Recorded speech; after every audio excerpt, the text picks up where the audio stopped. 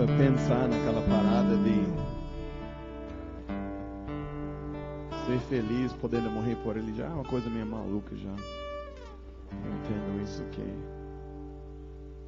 ninguém quer morrer, todo mundo tá naquela aversão doida de não morrer. Mas ainda assim, tem algo além nessa vida.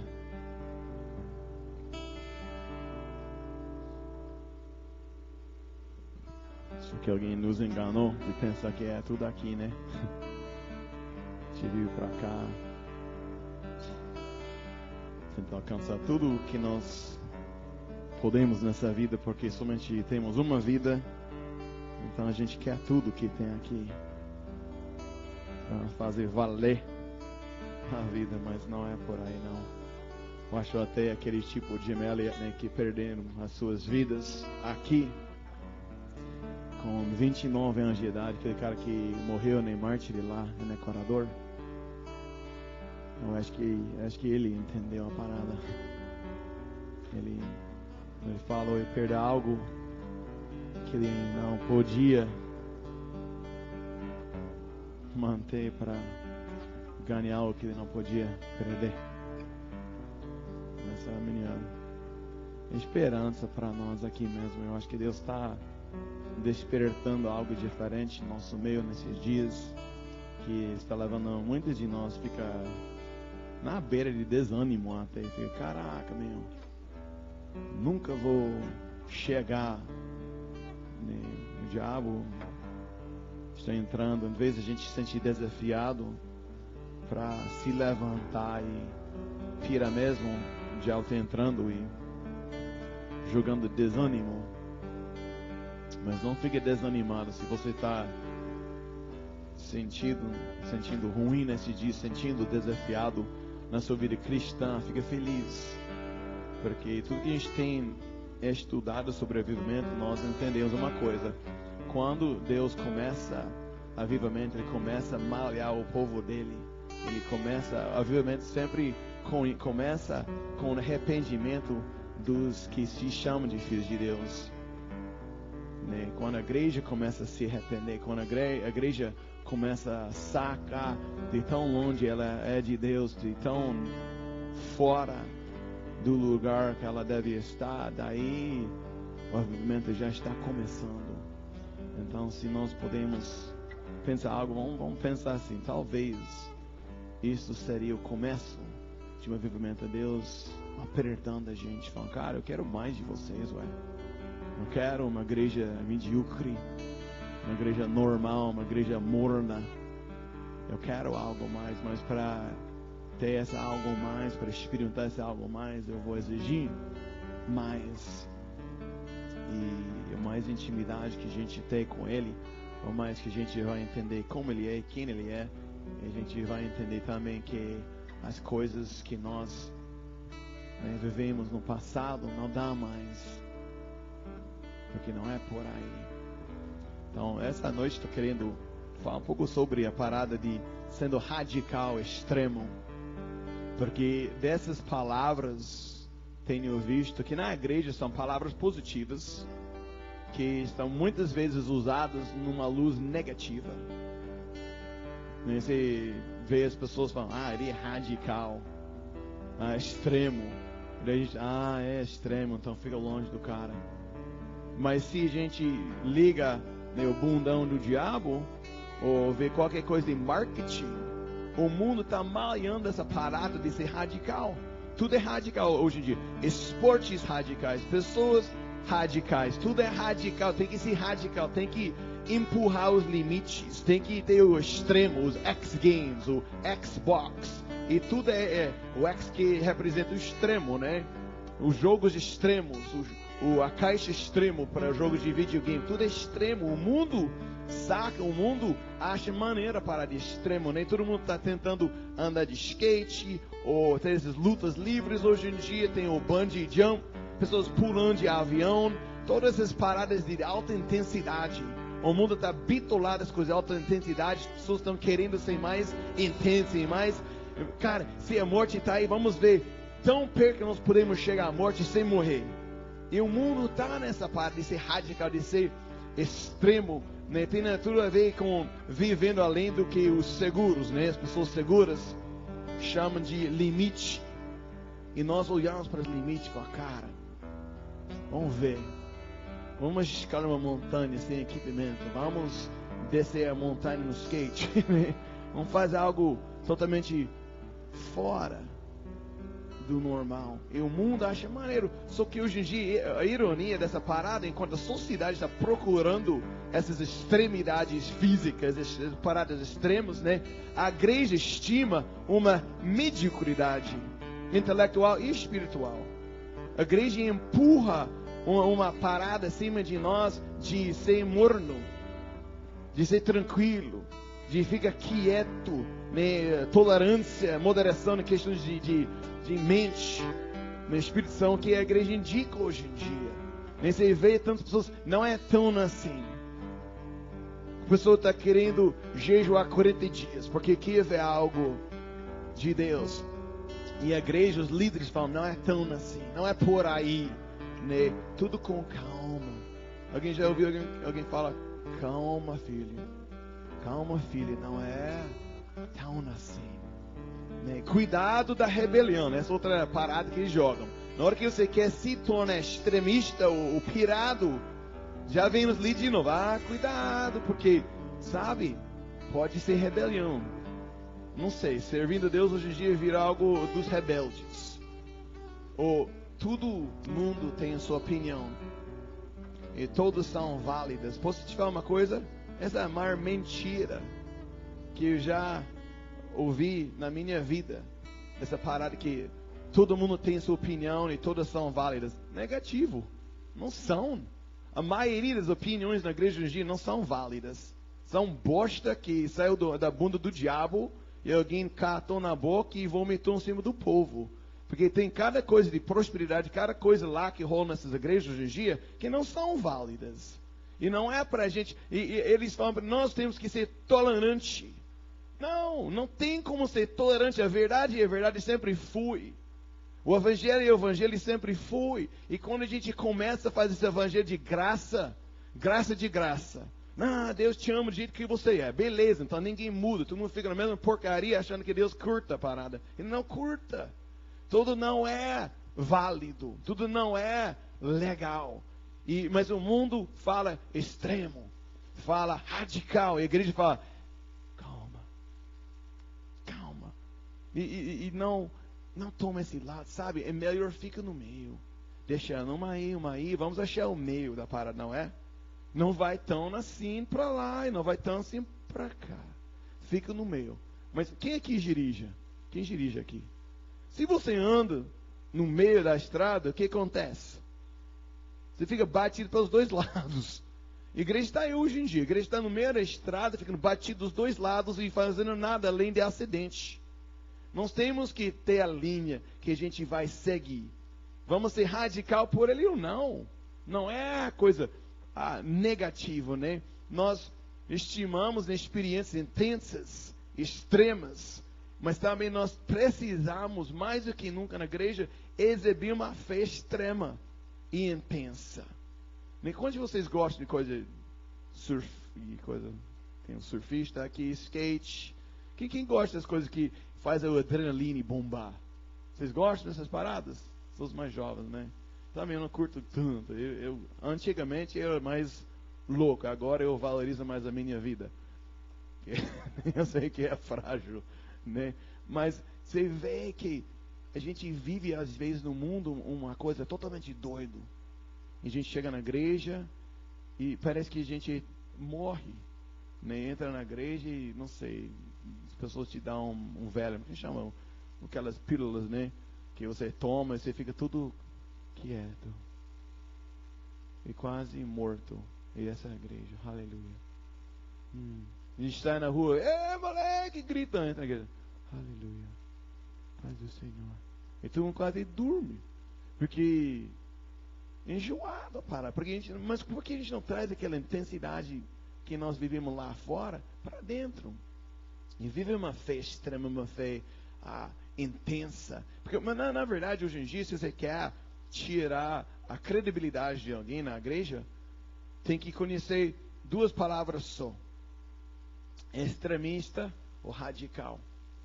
Porque se você quer matar alguém na igreja, você fala: ah, ele é radical. E todo mundo já saca. Oh, uma maneira de criticar. Ou ele é extremista. Oh, cuidado, ele é extremista. Mas desde quando sendo radical e extremista era algo negativo? Porque não são palavras negativas. São palavras que somente a igreja usa para tirar a credibilidade de alguém sem prova, sem raciocínio, sem nada. Só fala que o cara é radical, todo mundo já afasta ele.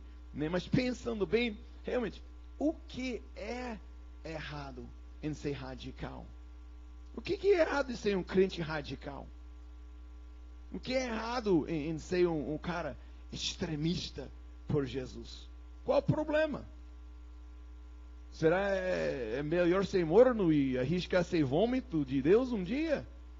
Porque Deus tem que ter uma boca grande, porque vai ter muitas pessoas sendo vomitadas ao mesmo tempo da boca dele um dia. Porque a maioria pega onda de mesmice, normal, enjoado, por não querer correr risco de ser radical demais. Claro que eu sei que tem exceções. Hitler era uma exceção de alguém extremista. Né? O Jim Jones, aquele cara que deu o tangue para o povo lá e matou todo mundo. Tem as exceções, tem as coisas loucas, mas são exceções. Também, se a gente vê todas as pessoas já, os heróis da fé, que já foram usados por eles, tem duas palavras sempre que acompanham eles também: extremista e radical. Sempre a igreja morna sempre criticava aqueles sendo usados por Deus por ser radicais, extremistas. E acho doido. Eu estava pensando essa semana, falei, cara, na boa, eu acho que eu prefiro, nem acho, eu sei, eu prefiro arriscar ao lado dos radicais do que curtir com os mornos.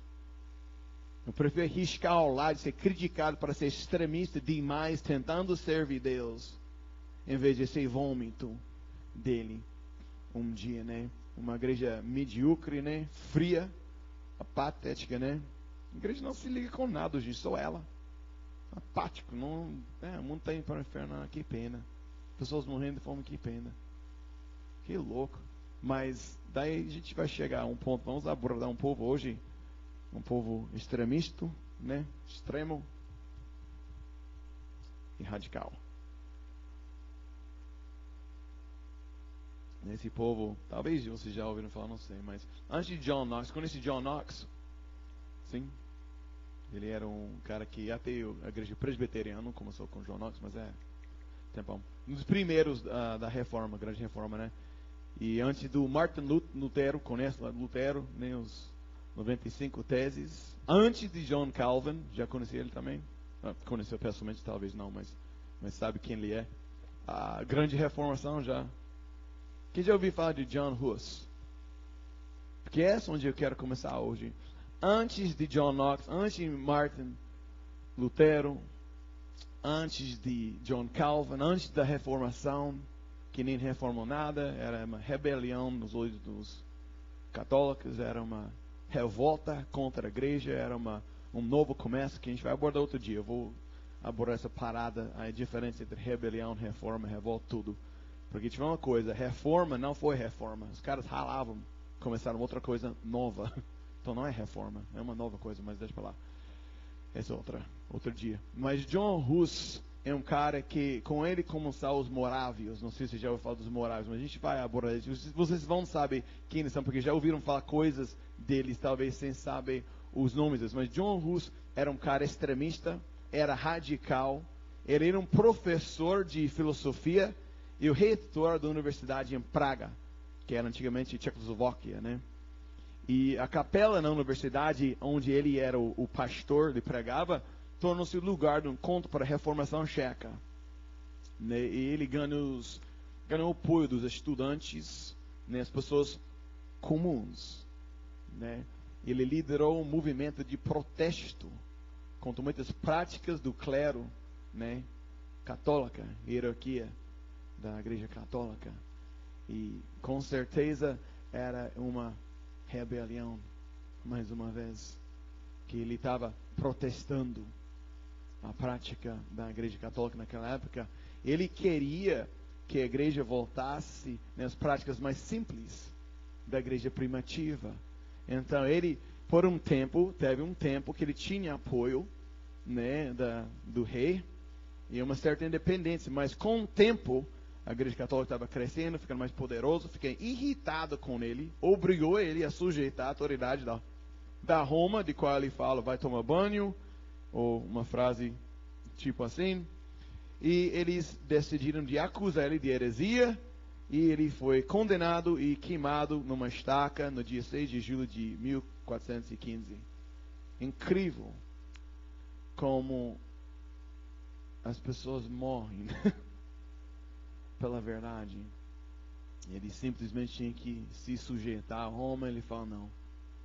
E em vez de mudar a vida dele, ele foi queimado como herege naquela época.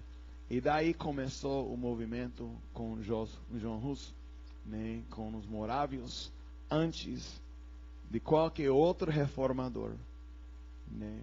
E dentro de 50 anos depois da morte dele, um grupo de seus seguidores se organizavam independentemente como os Irmãos Boêmios, ou também foram conhecidos como a Unidade dos Irmãos, em Grunwald, Boêmia, em 1457. E esses eram os primeiros protestantes, rebelando contra Roma, mais do que 60 anos antes de Martim Lutero. Sabia dessa? Ficou louca, né? Todo mundo, o Lutero era o bicho. Lutero era um cara que seguiu depois. Daí esses caras foram perseguidos. Pode imaginar, né? O líder deles já foi, né, assassinado como herege. E eles ainda se organizam e falam, vamos em frente. Então foram perseguidos. E chegou um ponto que lá eles não foram tolerados mais. Todos estavam sendo assassinados pela igreja atual, que sempre assassina, né, as pessoas não concordam com ela. E eles espalhavam pela Europa. E daí, depois de 250 anos de perseguição, acontece, os caras, 250 anos ainda. Vamos em frente. Não desista. 250 anos depois, em 1722, um conde, Ludwig von Zinzendorf. Chique o nome dele. Se você quer o preciso nome para seu filho futuro, o Rodrigo, quando você tem filhos, um nome muito lindo. Ludwig von Zinzendorf, né? Legal, chique. Ele é um cara da Alemanha, que ele tinha um terreno grande, porque era conde, né? Um chique, o conde Jeff, né? E convidou os morávios de morar lá. Falou, vocês que estão sendo perseguidos, podem vir e morar aqui no meu terreno. Só que não somente eles vieram, mas também os calvinistas da França, as anabatistas de Alemanha, todos esses perseguidos, grupos perseguidos, se juntaram nesse terreno do cara. E todas essas crenças diferentes se juntaram. Todos sendo perseguidos, mas todos tendo crenças diferentes. Imagine a tensão, imagine as briguinhas que começaram a rolar lá. Anabatista, calvinista e os morávios se juntando. E rolava, tinha umas briguinhas lá, um cara lá, ele se tornou pirado com não sei qual igreja lá, mas aí começou a chamar os outros líderes dentro do mesmo terreno, dos outros movimentos de anticristo, da besta, mas mesmo falando o púlpito dele, porque eles estavam tendo uns reuniões diferentes entre eles, e lá os caras no mesmo terreno, de graça desse conte, está chamando os outros líderes do anticristo, aquele lá é besta, e foi falando, louca. Então a coisa chega a um ponto que Zinzendorf começou a orar. O cara está errado, porque o que ele queria era recolher os perseguidos, de dar um lugar para eles, e estava se tornando uma guerra, né, espiritual, uma guerra literalmente entre irmãos, entre aspas, da fé. Então ele começou a orar e chamou os outros líderes e falou, vamos orar, esse aqui tem que parar, vamos orar. Eles começaram a orar sobre isso no dia 3 de agosto de 1727, 5 anos depois, né, que as pessoas entravam lá. as suas orações foram respondidas. E naquela data, a comunidade inteira ele chamou a comunidade inteira, todas as pessoas lá, centenas de pessoas lá, e falaram: vamos orar. Vamos orar, vamos buscar a Deus. E vamos ter um culto junto. E Deus desceu lá. Deus desceu lá em tal forma que todo mundo ficou pirado em relação, embaixo da mão pesada de Deus. E começaram a se arrepender e chorar. E foram um para o outro pedindo perdão. E daí começou o que eles falavam era segundo Pentecoste, né? Porque houve muita lamentação e reconciliação. E daí eles começaram a ser transformados, né, num grupo de discípulos, um grupo de amigos. Eles eram refugiados entrando naquele dia. Eles saíram discípulos e todo mundo junto, pronto para qualquer obra e pronto de trabalhar junto. Então a gente vê que a coisa começou como uma comunidade extrema, coisa louca. As pessoas saíram do mundo, todo mundo já sendo perseguido pelos outros, porque os caras já têm ideias fora do normal. Mas essa comunidade extrema se torna uma comunidade extremamente usada, né? Você vê que a perseguição extrema deles acabou em fé extrema. A primeira coisa que eu quero abordar era a oração extrema deles, né? Será que nós podemos ter uma oração extrema? Não sei. Então alguém vai falar: cara, esse negócio de orar, né, toda sexta-feira é meio extrema, meio louco essa daí. Eu não sei não, cara, tá exagerado. Por que você não faz uma vigília uma vez por mês como o resto das igrejas? Extremo. Cuidado, é seita lá, eles oram. Cuidado, vigília é seita. Cara, não sei, mas as pessoas são doidas, mas vamos lá. Colossenses 1:3. Sempre que oramos por vocês, damos graças a Deus, o Pai do nosso Senhor Jesus Cristo. Colossenses 1:9. Por esse motivo, desde o dia em que ficamos sabendo de tudo isso, nunca paramos de orar em favor de vocês. Pedimos a Deus que enche vocês com o conhecimento da sua vontade e com toda a sabedoria e compreensão que o Espírito de Deus dá. Esse daí o Paulo está falando para os Colossenses da sua prática pessoal de continuamente de estar lembrando dos seus amigos em oração. Ele fala: sempre que oramos por vocês e nunca paramos de orar em favor de vocês. E acredito que Paulo não estava mentindo nem exagerando. Quando ele falou, nunca paramos de orar, ele estava falando: a gente está orando direto para vocês, porque nós amamos vocês. Mas eu fiquei pensando assim, como seria, né? Imagine como seria, só entre nós, nossa galera aqui, né? Porque é onde nós vivemos, onde nós moramos, onde nós temos que lidar com os parados. Se nós, como comunidade inteira, prometesse de viver o literal desses versículos. Tipo, quando a gente vê uma outra e fala: cara, estou orando para você. Mas é verdade. Não é tipo papo furado de igreja, mas com qualquer um que a gente vê: cara, estava orando para você hoje de manhã. Estava orando para você ontem. Deus me acordou na madrugada para orar para você. Cara, desse daí eu fico: meu, que louco é esse? Porque não é extremo. Deve ser a realidade que nós mesmos vivemos orando uns para os outros. Paulo nunca parou de orar pelos seus amigos. Nunca parou de orar pelas igrejas que ele estava discipulando e fundando. E ele amava eles ao ponto que ele orava. E eu te falo uma coisa mesmo, para ser bem real. Se nós não oramos uns para os outros, é porque falta uma coisa: amor. Falta de oração mostra falta de amor. Falta de interesse mostra falta de amor. Não tem como a gente mesmo amar uma outra aqui de tipo uma maneira de nós somos uma família, estamos juntos nessa parada, e não ora para os outros. Eu te amo, não oro para você, mas eu te amo. Mas que tipo de amor é essa, ué? Se você me ama, ora por minha vida, porque eu preciso das suas orações. Paulo orava, mas daí você vê naquela parada, vai ver o resultado desses caras moráveis, né? Porque pouco depois daquele dia monumental, né, na história deles, eles começaram a prática de intercessão por hora. Por ser uma comunidade pequena, eles pegavam 48 voluntários, 24 homens, 24 mulheres. Um homem e uma mulher fez um compromisso de orar por um dia, por uma hora cada dia. Mas era um horário fixo. tipo Cátia e Rodrigo, 1h até 2. Érica e João, 2 às 3. Era assim por 24 horas, para sempre ter alguém orando, né, na parada deles. E pensando nisso, por quanto tempo você pensa que eles podiam, né, manter esta rotação sem parar? Quanto tempo?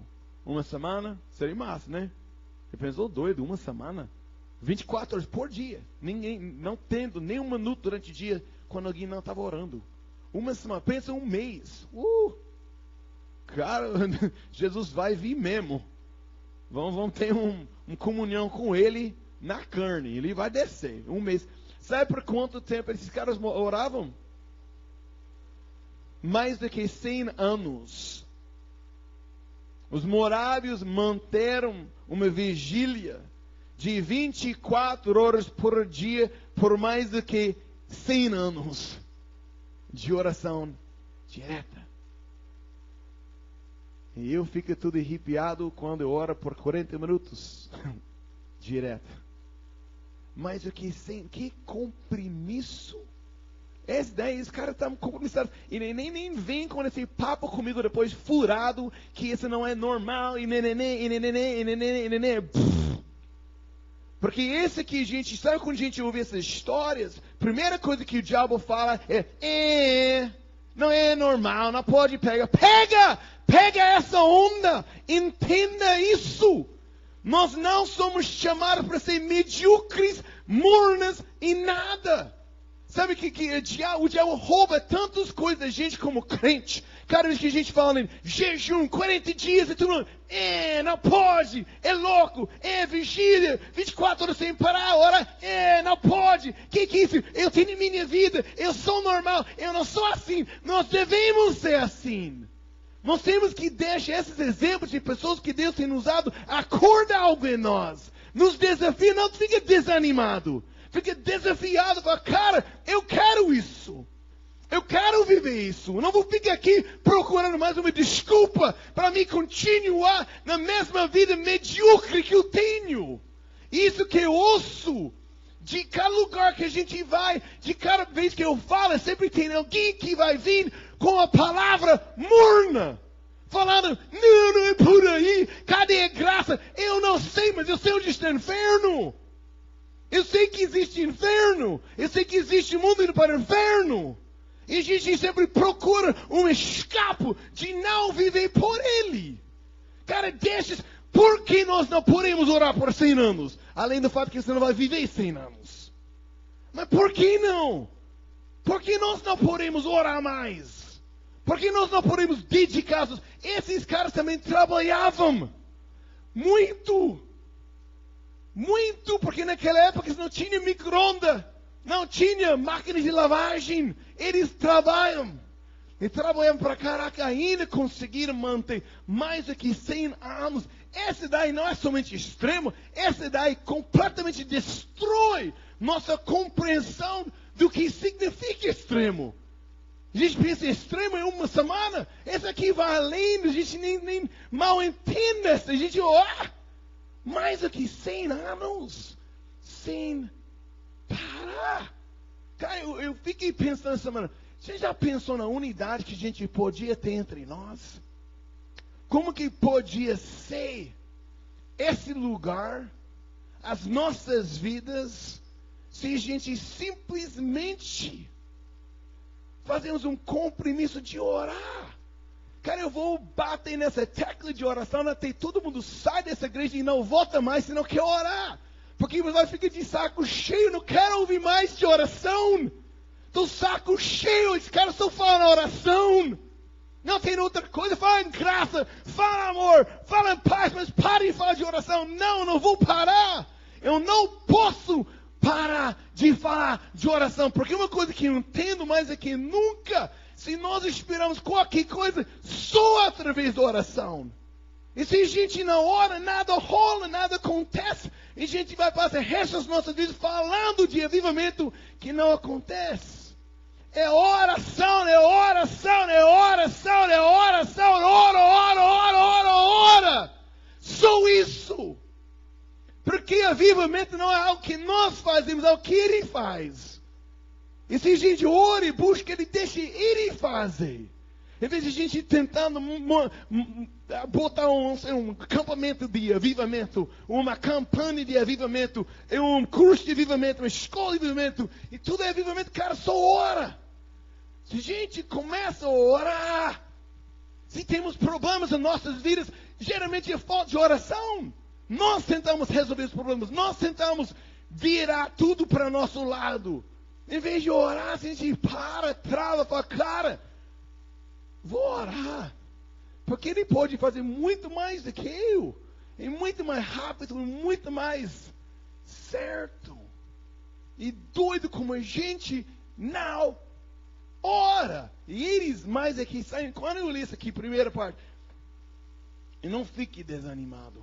Fala, cara, Deus, você já sacou como nós podíamos ser se a gente ora.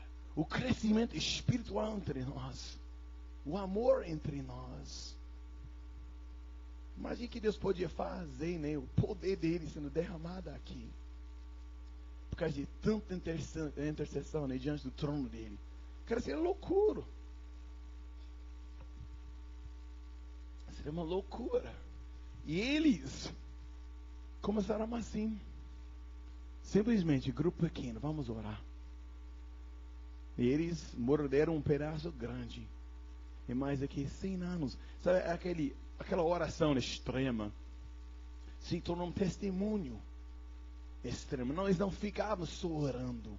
Eles tinham aprendido que o segredo de amar as almas dos homens estava achado em amar o Salvador dos homens.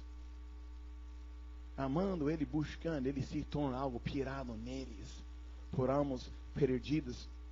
No dia 8 de 1732, né, 5 anos depois dessa reunião de oração, os primeiros 2 missionários dos morávios saíram num navio holandês, saiu de Copenhagen para as Antilhas dinamarquesas.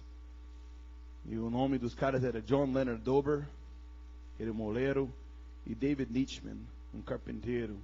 Os dois eram bons pregadores e eles estavam prontos de se vender. Eles foram lá com a intenção de se vender como escravos para poder chegar lá nas ilhas. Porque lá nas ilhas, quem estava dominando, mandando lá, não deixava ninguém chegar se não fosse escravo. Os caras foram lá e falaram, vou me vender como escravo para poder levar o evangelho para eles. Já pensou em amar tantas almas que você vai vender a sua liberdade humana por simplesmente ter a oportunidade de pregar o evangelho para uns escravos num lugar que o evangelho não tinha chegado? Então, enquanto o navio estava saindo, eles gritaram que o cordeiro que foi matado recebe recompensa do seu sofrimento. E esse daí virou o grito de todos os missionários morávios, que o cordeiro que foi matado recebe recompensa do seu sofrimento. Os caras nem pensavam em si. A paixão dos morávios para Amos foi superada só pela sua paixão pelo Cordeiro de Deus, sua paixão por Jesus Cristo. Esses caras não acabavam precisando se vender como escravos. Tem muitas pessoas que contam essa história falando que foram. Foi até histórias moráveis, mesmo que eles mesmos escrevem. Eles não foram vendidos como escravos, porque eles não precisa, pode ir. Então eles foram lá, e mais 18 morávios também juntaram com eles na ilha. Desde os 20, contando os dois, mais 18, morreram dentro de um ano lá de doença tropical. Tu acha que eles se frustravam? Não. A vila enviou mais 11 voluntários. Já pensou? A gente envia 20 de nós. Dentro de um ano, 10 morrem. E daí a gente fala, tá precisando mais 10 pessoas de tomar os lugares dos 10 que morreram. E tem 11 aqui que falam, eu quero. Meu. Os caras nem aguentavam um ano lá. E tem mais 11 prontas de... E 11 foram. e 9 deles morreram. É loucura. Mas eles continuavam trabalhando, sendo abusados lá, sendo odiados lá. Não foi fácil, foi muito severo que eles tinham que passar, mas o resultado, 13 mil escravos foram convertidos e batizados antes de qualquer outra missão chegar nas ilhas. Os caras estavam lá antes. Eles dizem, né, que os missionários moráveis foram enviados de propósito para as pessoas mais desprezadas e negligenciadas. Os caras procuravam os lugares mais difíceis que ninguém jamais iria, e lá mandavam os seus missionários para encarar a doença e possível morte. Em Guiana, né, 75 dos primeiros 160 missionários morreram de doenças tropicais. Mais uma vez, quase metade. Onde os caras estão conseguindo 160? A galera deles era pequena. Já morreu 19 de 40 num lugar. Bom, eles conseguiam ainda, manda mais 160 e morre 75. E daí, se fosse qualquer pessoa, qualquer lugar normal, as pessoas falam, chega meu. Vamos repensar essa parada de missões, porque está todo mundo morrendo. Não vamos procurar outro. Não é por aí, tá vendo? Falei. Não é por aí, não é tão assim. Devia ter ouvido. Sua rebelião levou a matar metade da sua galera. Mas não era assim.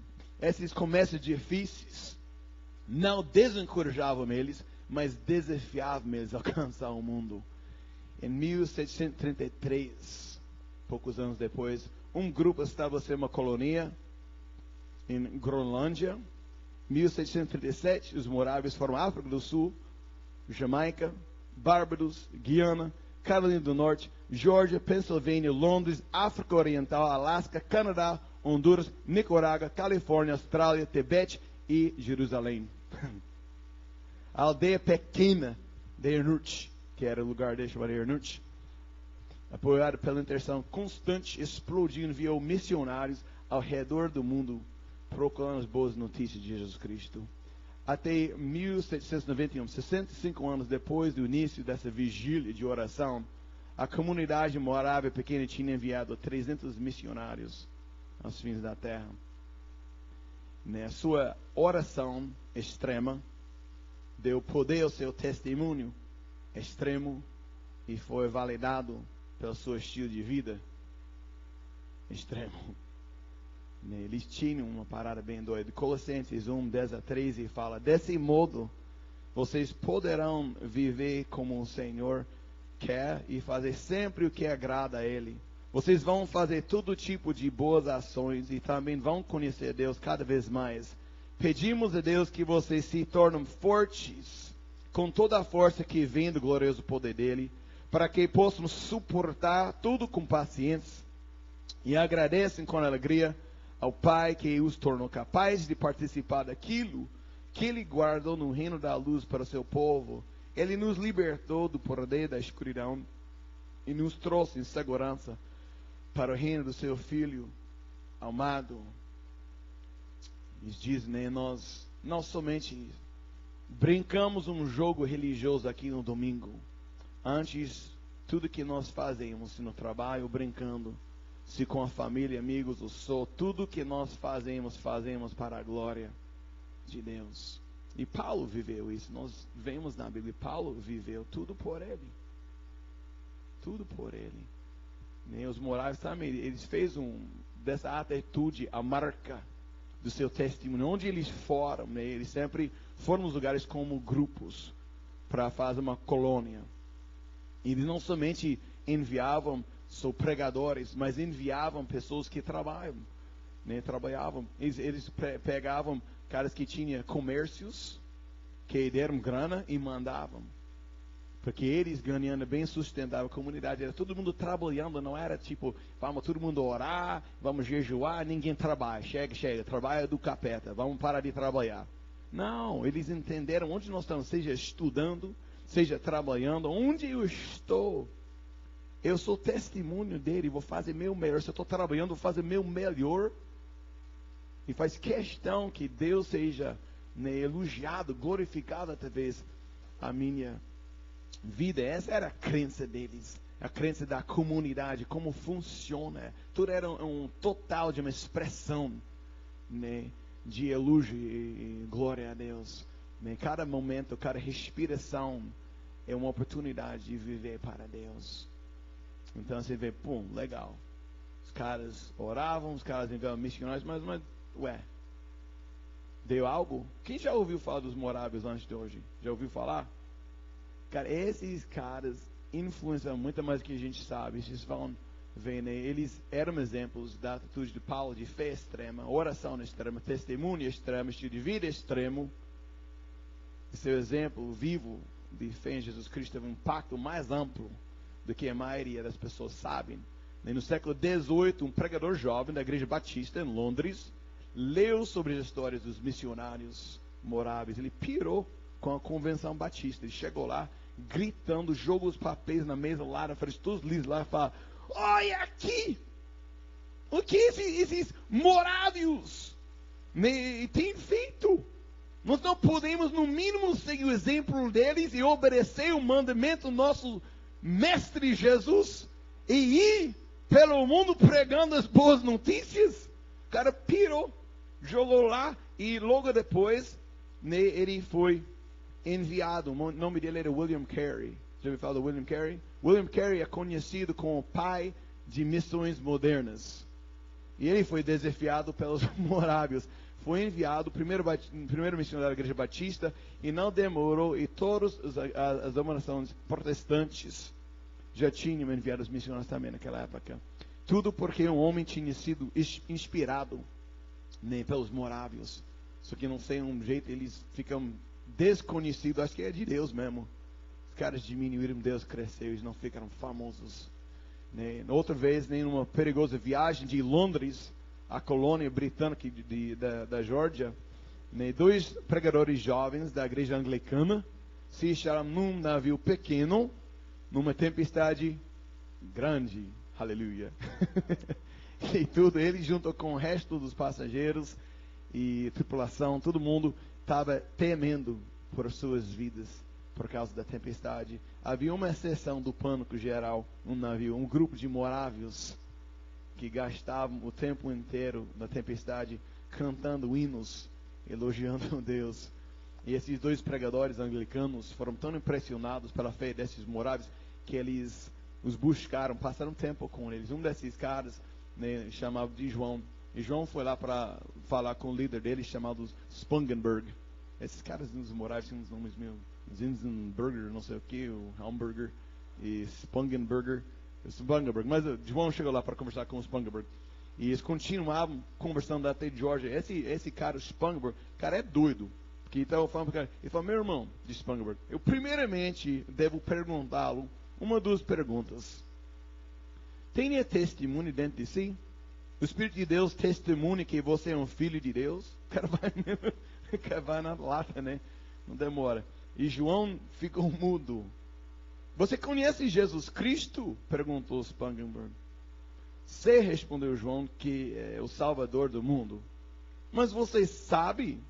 Spangenberg perseguiu, pressionando ele mais, que ele o salvou. Eu espero que ele morreu para me salvar, gaguejou João.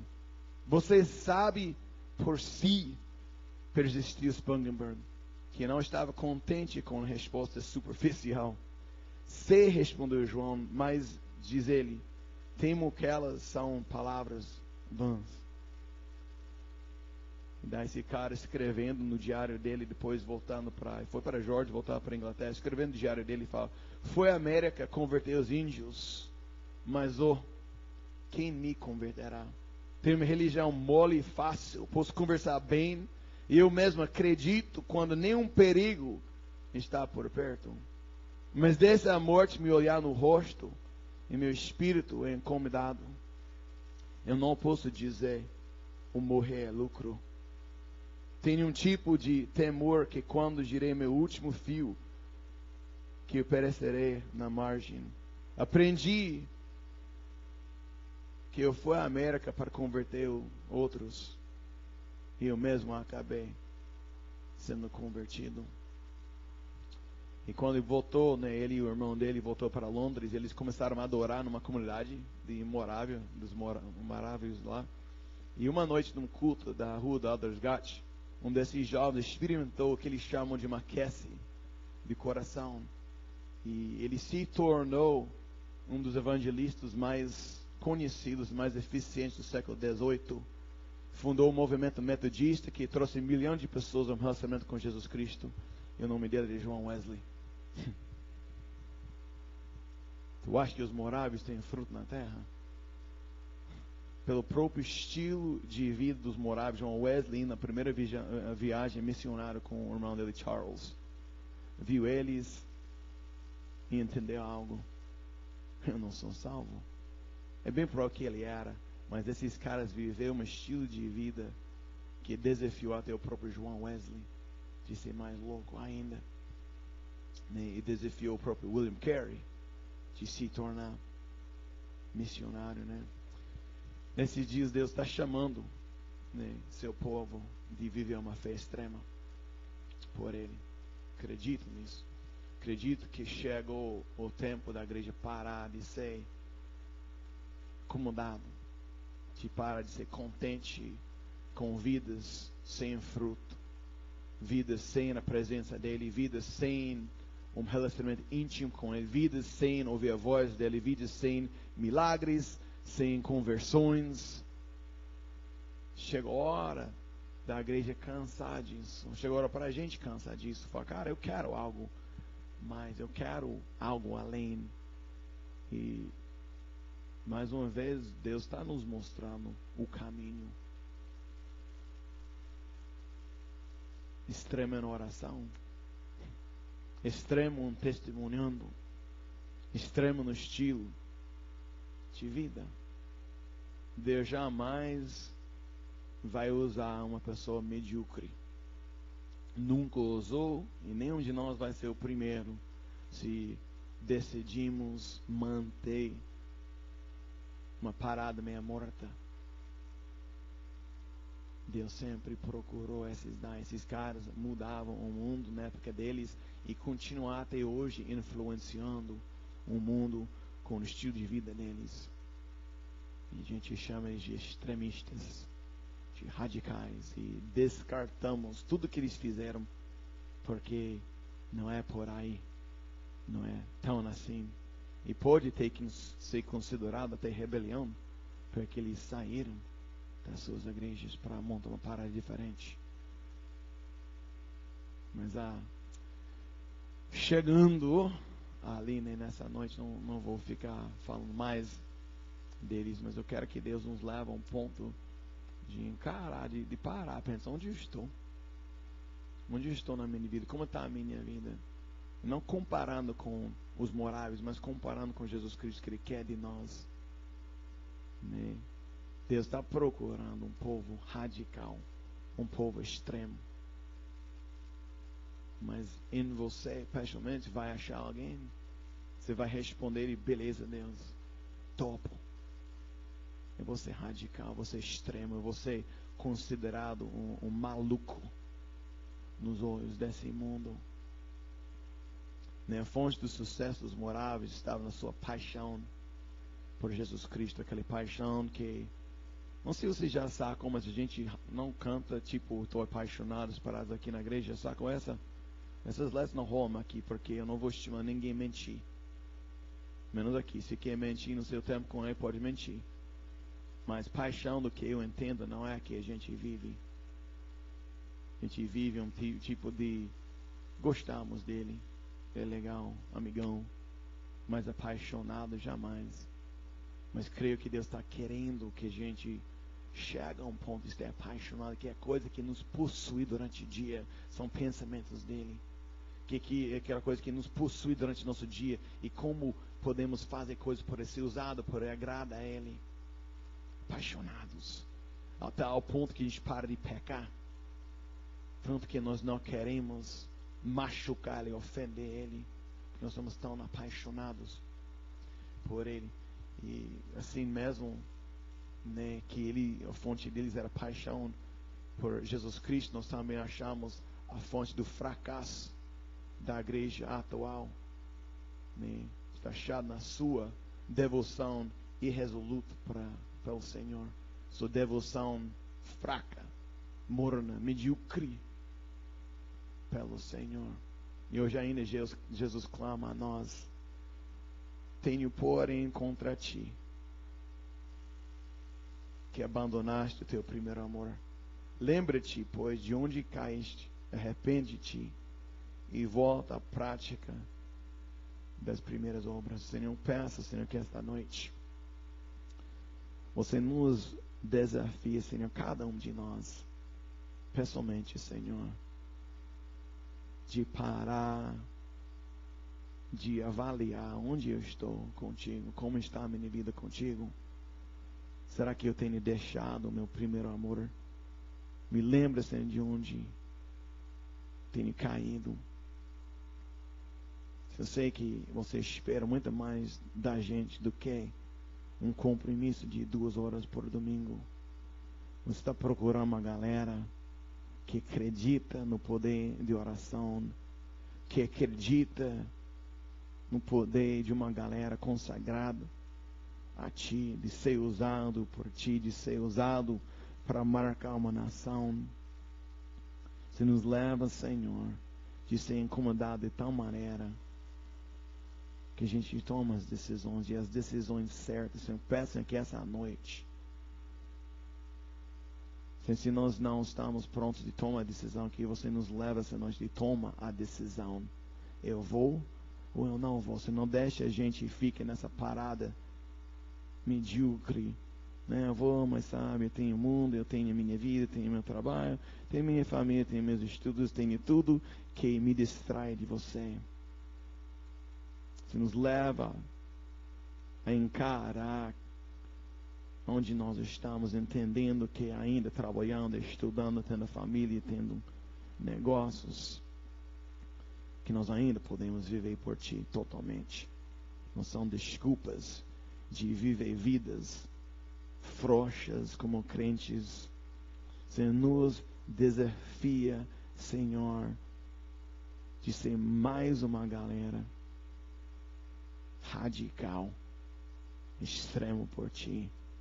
Não nos deixa aceitar, Senhor, qualquer coisa medíocre em nossas vidas.